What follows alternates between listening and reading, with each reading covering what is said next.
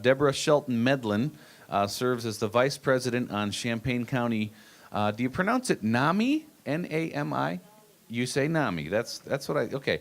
The NAMI board, as well as the NAMI family at-large representative and NAMI resource librarian as well. Tonight she's going to talk about how the mental illness links to substance abuse and homelessness kind of work in tandem. And Deborah has a loved one who has a serious mental illness, and it's going to include his story a little bit tonight as well, and just how this organization has helped her loved one and her family. If you don't know what NAMI stands for, N-A-M-I, that's the National Alliance of Mental Illness, which is the largest grassroots organization for people with mental illness and families, and it just recognizes the key concepts of recovery, resiliency, and support, and how those are essential to improving the wellness and quality of life of every person that's affected by mental illness. So this is going to be a really interesting talk, and I'm glad you're able to hang around for this. NAMI members and friends work to fulfill our mission by providing free support, education, and advocacy. So Deborah, thanks for being with us tonight. We look forward to hearing you. It's a pleasure. It's a pleasure to meet you, Jonathan, because a lot of our families, and myself included and my son, have been inspired and helped when we were having a family crisis. So I really appreciate the work you do. Yes. Again, I'm Deborah Shelton Medlin, and I came to NAMI as a parent. I had an 18-year-old that was suffering from depression, and it progressed. We didn't go to NAMI just then. Son got lots of counseling, and we noticed that around the same time, our son started to partake in substance abuse, and later on finding that is a common occurrence. I wanted to tell you a little bit about NAMI, and I will be going probably in and out talking about my son, who is now much older and doing really well, but it was a long road.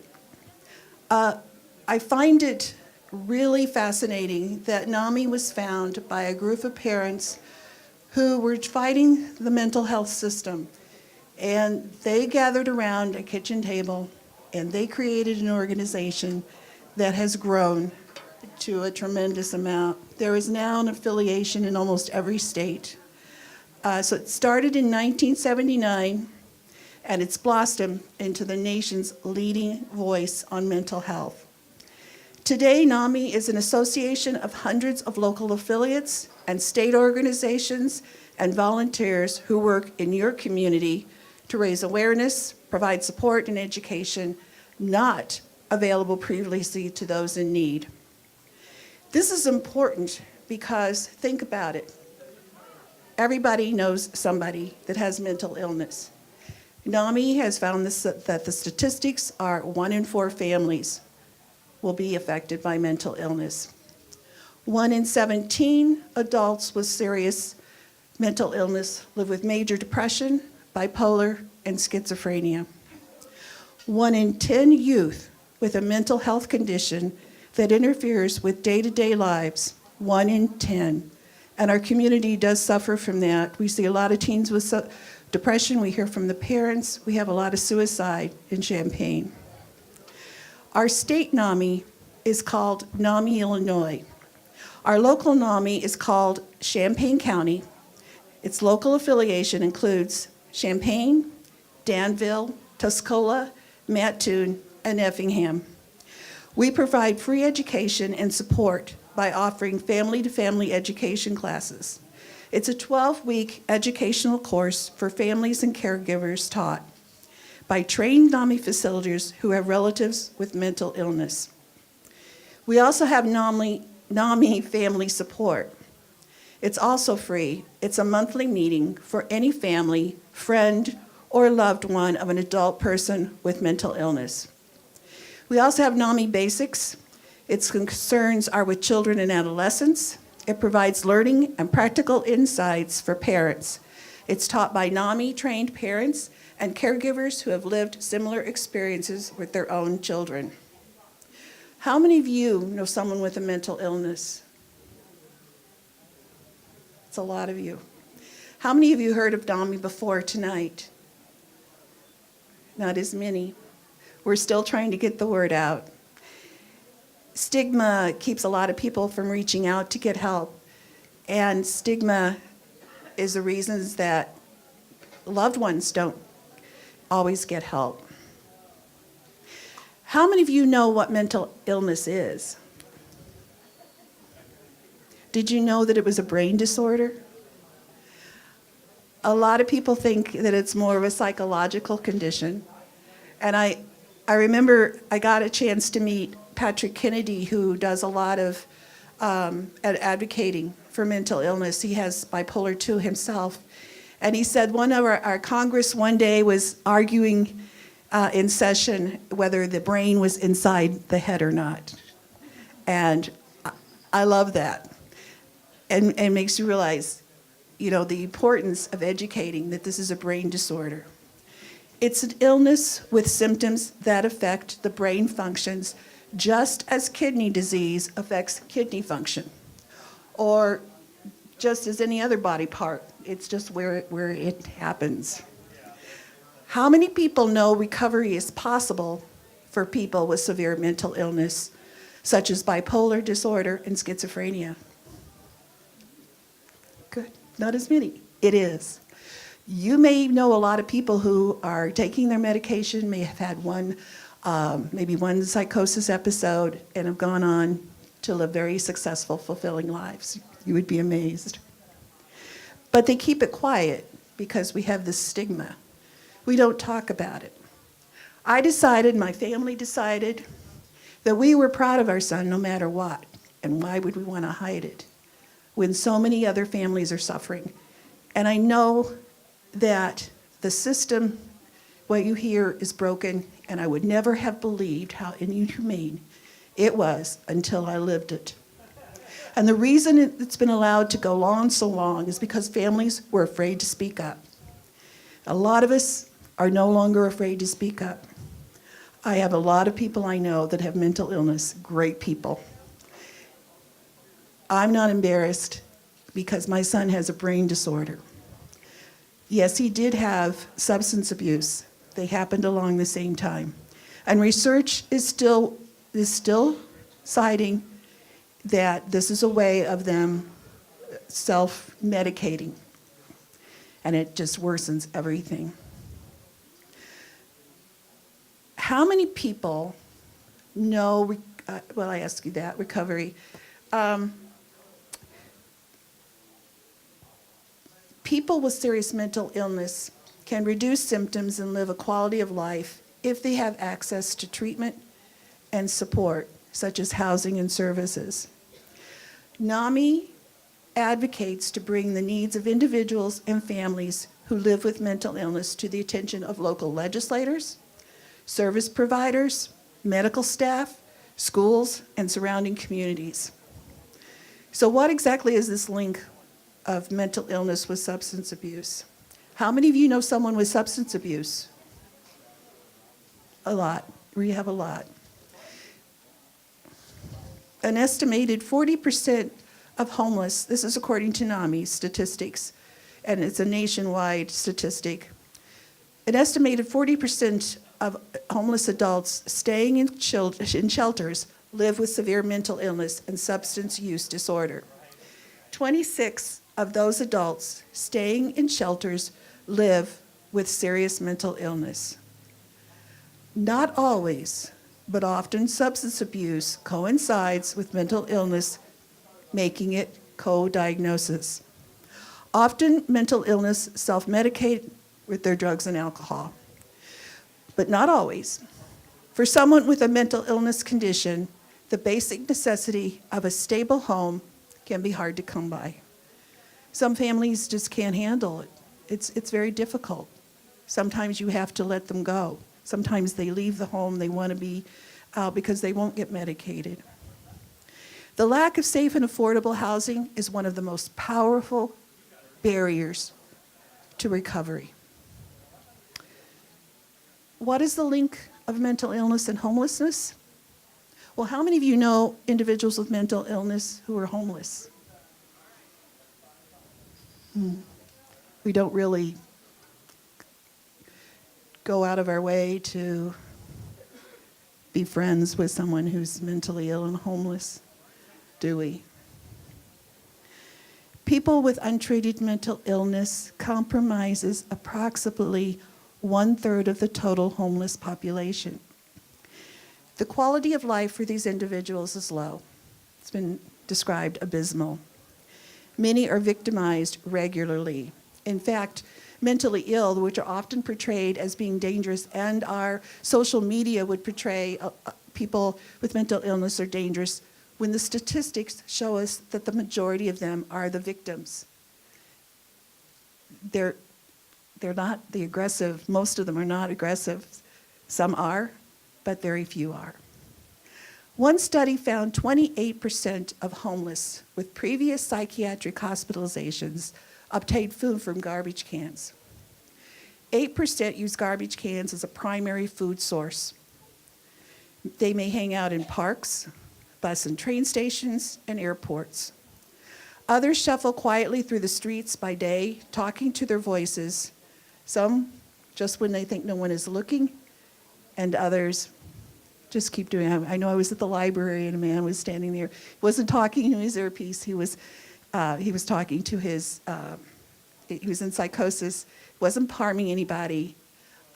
He was just standing there talking to himself. And I used to would have walked way over to the other side. But now, because I'm educated, I know he's having a little bit of an episode. Possibly he's schizophrenic. I didn't go up to him, but I would have smiled if he turned around. I might have said hi. I probably would have said hi. I do that.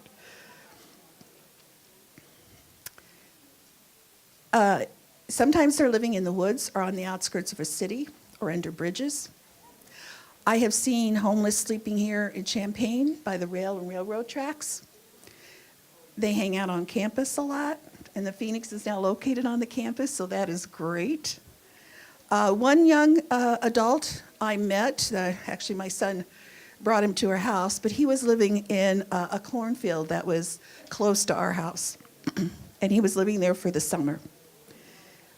1/3 of homeless specifically have schizophrenia, schizoaffective disorder, or major depression. In recent years, the homeless population, especially with severe mental illness, has increased. That increase can be seen in all major cities, but also in our smaller cities and towns.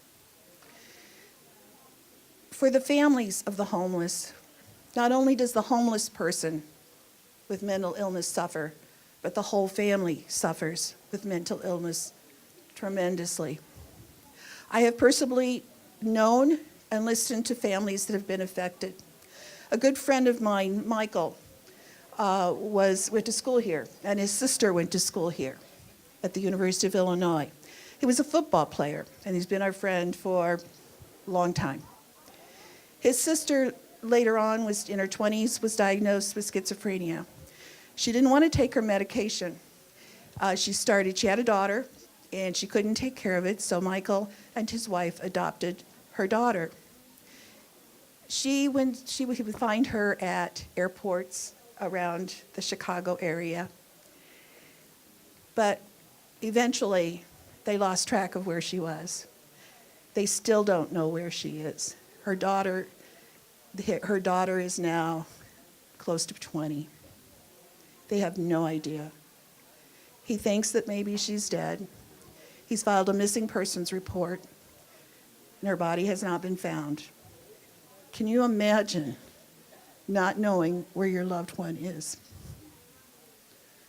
Our friend's granddaughter, a friend of mine, disappeared. Her granddaughter disappeared from her home and took off to New York. And she also had schizophrenia, and she was off her medication. And then she went to Texas because she was following her favorite rock band singer. She was found there after a police officer found her and arrested her.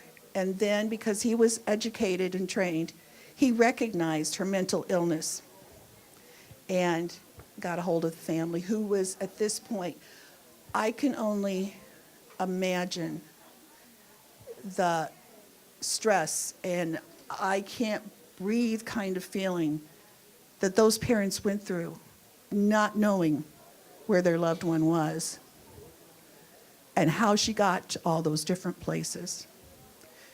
She was found. She came home. She left one other time. She was found and brought home, and now she's living with her mom.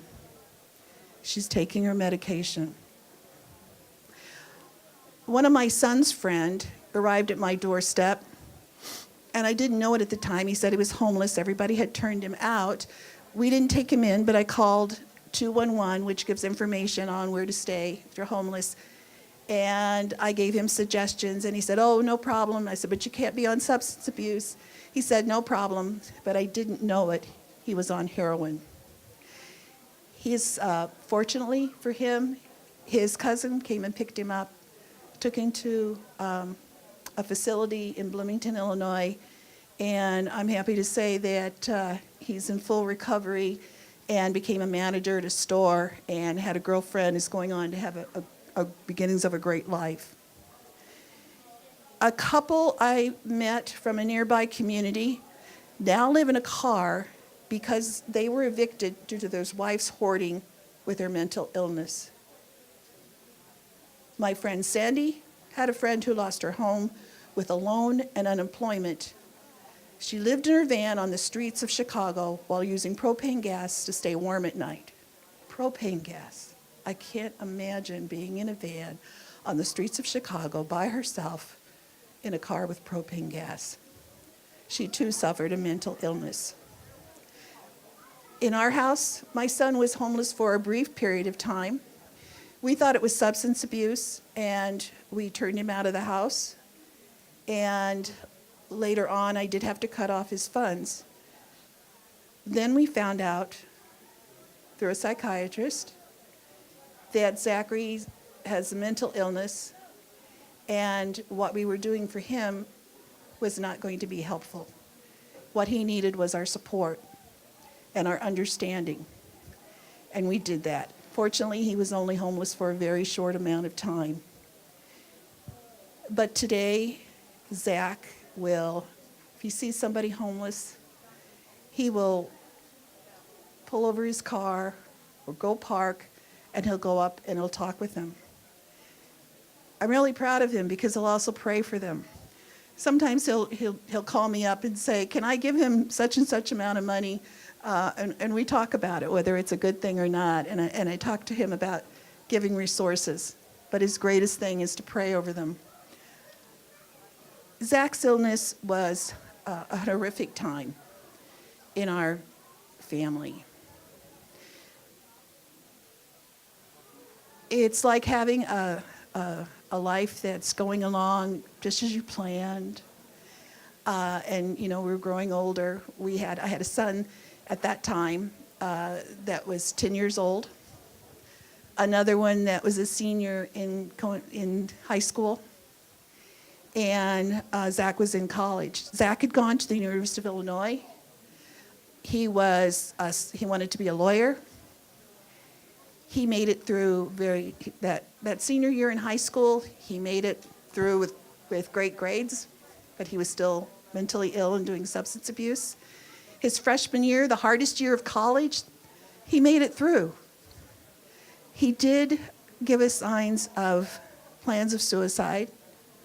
He once met with us at a restaurant and said, I want you to know that I love you very much and it's not your fault. And we, of course, said, we love you. Thank goodness we made our point very clear, because when he was sick in the hospital, I found his journal, and he had planned on killing himself that day. You can't imagine the feeling of supporting a child, loving a child, giving him the best life you can or think that you can, and one day, they're not the same. No accident happened. No great tragedy happened, but they're not the same. Zachary started to suffer from psychosis his second semester, sophomore year, and he dropped out of the University of Illinois and was hospitalized. It was a gut-wrenching time in our lives. And we were all at different places. My husband had been a police officer, so, he dealt with people with mental illness. And so it was difficult for him. And I did a lot of the running down to the doctors and trying to figure out all of the things that go along with mental illness. There's a lot.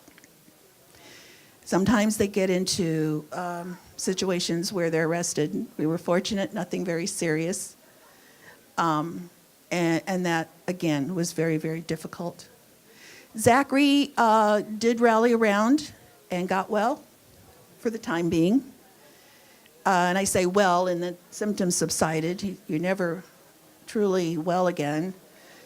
And he went to Carbondale and stayed with a friend of his down there who was studying to be a doctor.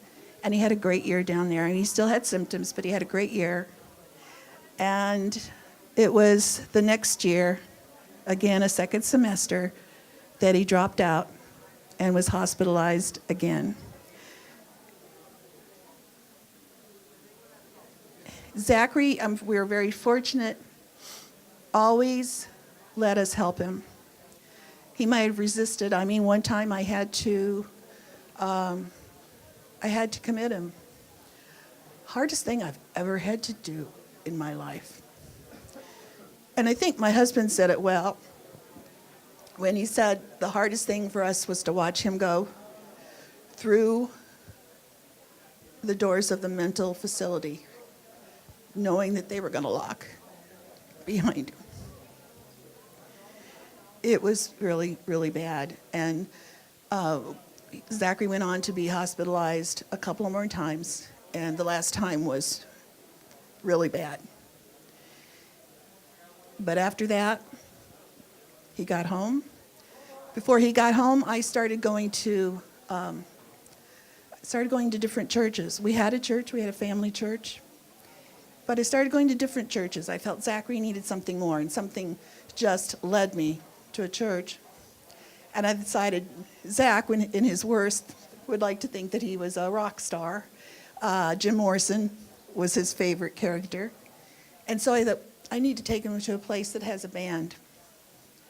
And I'll be darned if Zachary didn't take to that church.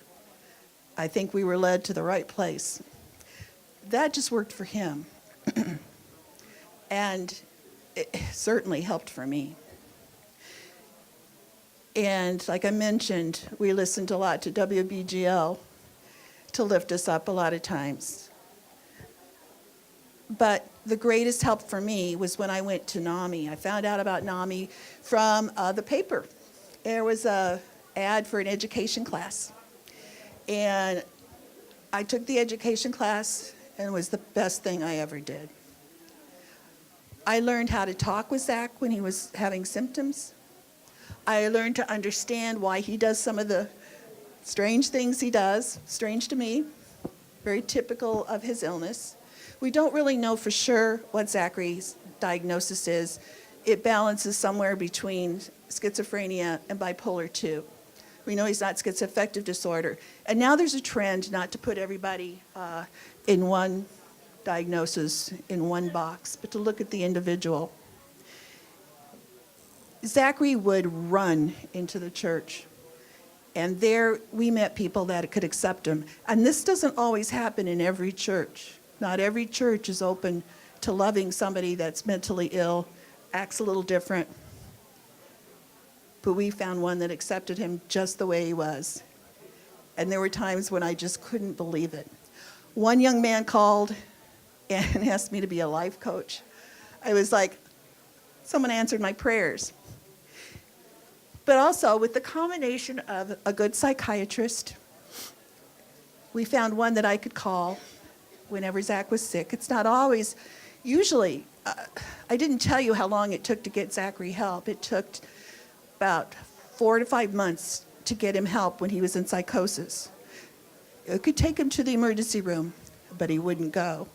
And he wasn't a threat to himself or others. I kept calling the psychiatrist's office, And I never got to speak to the psychiatrist. I kept sending information. And they would not give him an appointment. They said he had to wait 4 months. Nowadays, if you have a child that is in psychosis and you want to get a psychiatrist, it takes you over 6 months to get an appointment. A lot can happen in 3 or 4 months, and it did in our family. We had a crisis situation, and I finally could get Zachary help because he had become a threat to himself or others.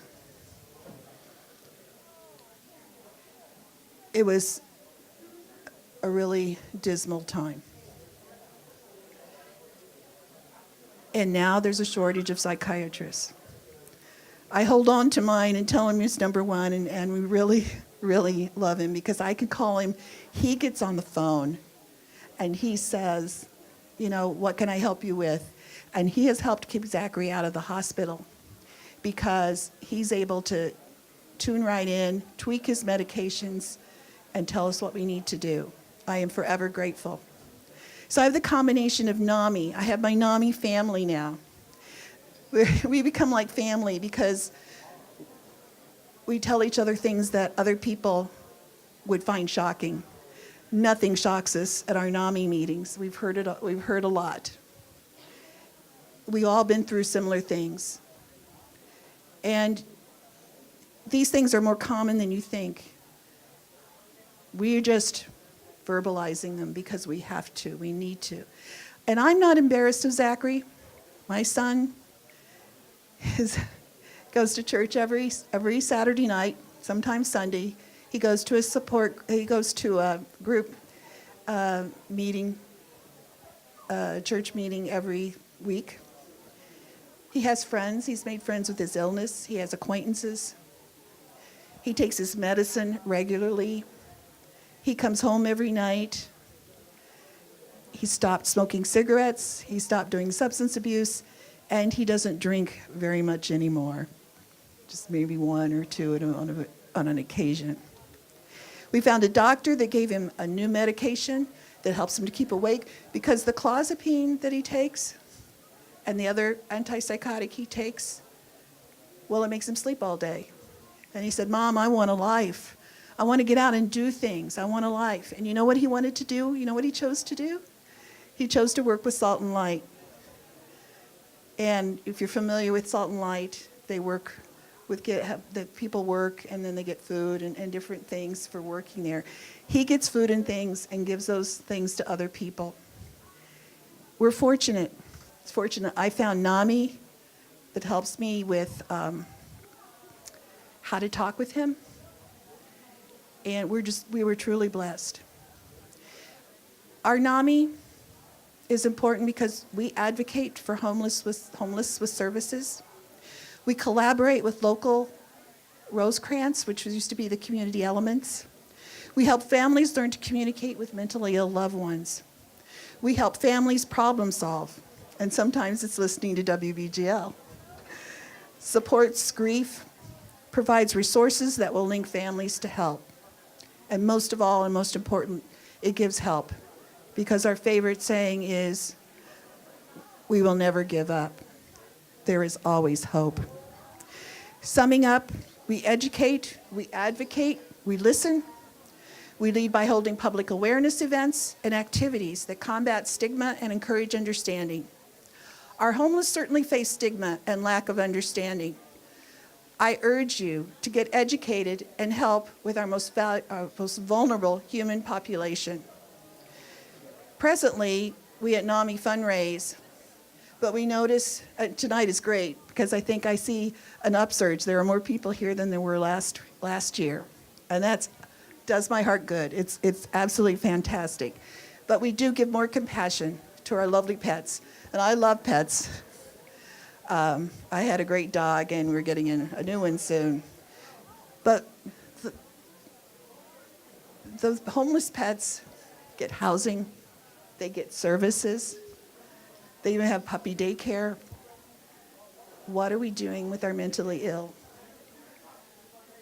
And what are we doing for our homeless? Thank goodness for the Phoenix And, I even have a group of students that I'm a sponsor for at the University of Illinois, HIP Club, Human Interest Professions, and they go to the Phoenix and they work with they may play games, they talk with the homeless, and they have come back saying it was a terrific experience and they really and truly enjoy it. So let's begin our conversations. And in this today, this homelessness and this mental illness, the treatment, the inhumanity that I have seen, join NAMI or volunteer with the mentally ill and homeless. It is so important. There are people who are suffering who could be uplifted, who could also be in recovery, that could have decent giving back to the community lives. In fact, police officers, I help to do with CIT training occasionally, and I have been told that they talk about Zachary and the fact that he now gives back to his community. So I have 3 boys. One is in Army Reserves, one is in Marine Reserves, and then Zach. So we say we've got an Army warrior, we've got a Marine warrior, and we have a prayer warrior. Thank you so much for giving me the opportunity to speak to you tonight and express how important it is to help volunteer and get educated. Thank you.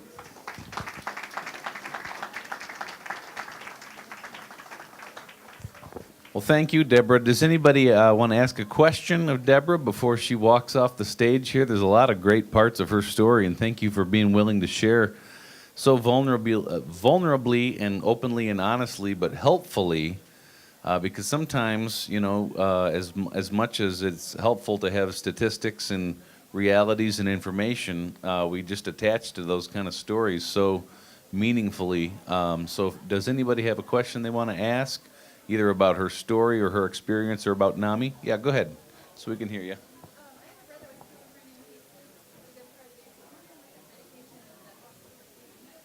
She asked about the medication that helps with sleeping and schizophrenia.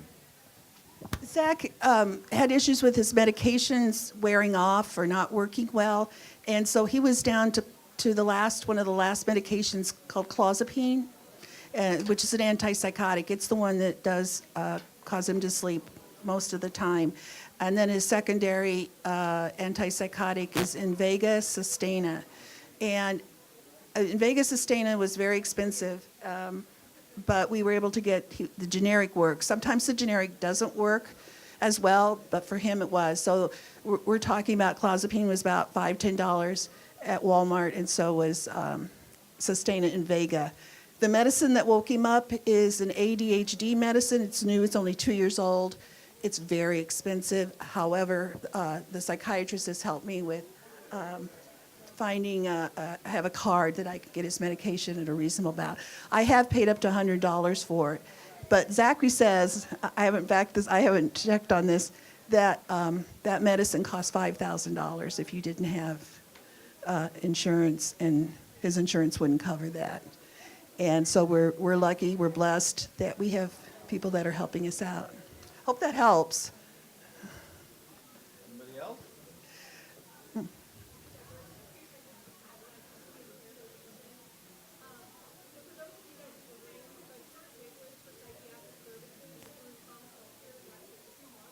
Yay.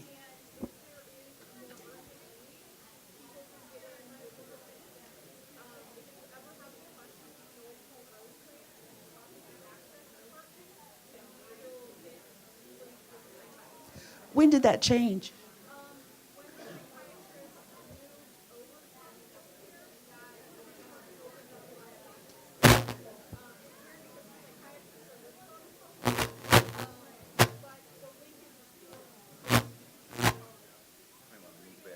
Oh, I'm sorry. I didn't know I was.